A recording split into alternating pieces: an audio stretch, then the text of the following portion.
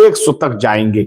तो दोस्तों, आप सभी तमाम दर्शक, तमाम विद्यार्थी, छात्र और छात्राएं हमारे साथ जुड़ चुके हैं। और जैसा कि इस बार का नारा है कि इस बार 400 का पार, तो कर्म भूमि के तमाम विद्यार्थियों से अनुरोध है कि वह जुटे और हम सब शुरू करेंगे इस सत्र को। और इस सत्र में सबसे पहला प्रश्न है कि इब्न बतूता किस शासक के शासन काल में भारत आया था।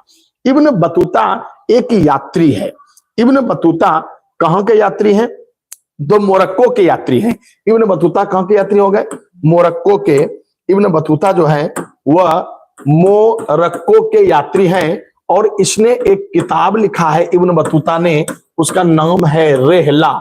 इसका किताब का नाम है रेहला और यह मुहम्मद बिन तुगलक के शासन काल में आए थे। तो 46 का आंसर क्या हो जाएगा? ए। इब्न बतूता किसके समय में आए? तो मुहम्मद बिन तुगलक के शासन काल में आए थे। और इनकी प्रसिद्ध, इब्न बतूता की प्रसिद्ध पुस्तक का नाम क्या हो गया? रेहला। और यह भी पूछेगा कि किस यात्री को दिल्ली का काजी बनाया गया था? किस यात्री को दिल्ली का काजी बनाया गया था?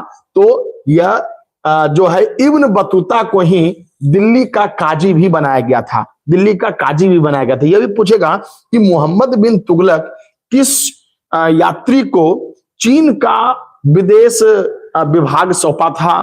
तो यह भी आंसर आपका हो जाएगा इब्न बतूता।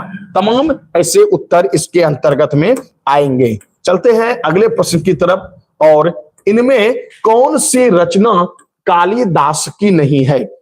आप जानते हैं कि गुप्त काल में एक प्रसिद्ध जो है वो स्वर्णिम इतिहास को दर्ज करने वाले, संस्कृत के स्वर्ण युग को लाने वाले एक कवियों के कवि, महाकवि कालिदास हुए। और इस कालिदास ने कई महाकाव्य संस्कृत का लिखे। अभिज्ञान शाकुंतलम, कुमार संभवम, रघुवंशियम, विक्रम वर्षियम।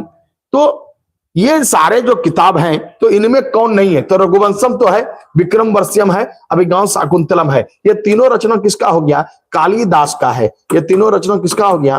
कालिदास का है। लेकिन मुद्रा राक्षस कालिदास की रचना नहीं है। और प्रश्न में कह रहा है कि कौन सी रचना कालिदास की नहीं है? तो आंसर हो जाएगा डी नंबर। ये जो है नहीं है। मुद्रा राक्षस के रचनाकार हैं विशाख दत्त। विशाख दत्त। तो तमाम हमारे साथ आंसर लगातार देने वाले बच्चे हमारे साथ जुड़ चुके हैं। चलते हैं 48 नंबर प्रश्न पर। 48 नंबर प्रश्न है कि अशोक के अभिलेख में कौन सी लिपि का प्रयोग किया गया था?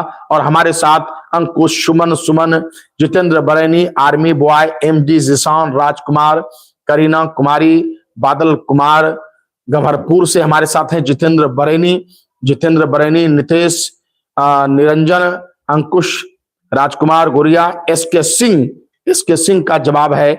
SK सिंह से अनुरोध है कि आप जो है यह नंबर लिख करके जवाब दे। जैसे 48 का क्या लग रहा है आंसर, तो नंबर लिख करके जवाब देने का काम करेंगे। अशोक के अभिलेख में कौन सी लिपि का प्रयोग किया गया था? तो 48 का रोशन। जय हिंद सभी को, जय हिंद दोस्तों।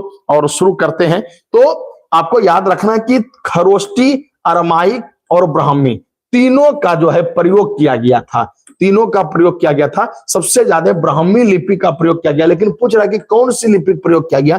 तो तीनों कहीं ना कहीं किया गया। इसलिए इसका आंसर क्या हो जाएगा? डी नंबर हो जाएगा। तो 48 का आंसर क्या हो जाएगा? डी नंबर हो जाएगा। चलते हैं 49। जीवक कहां का रहने वाला था? तो जीवक क्या है? पेशे से एक चिकित्सक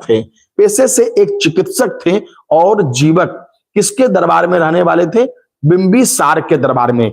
हर्यक वंश के शासक बिंबिसार के दरबार में कौन रहते थे?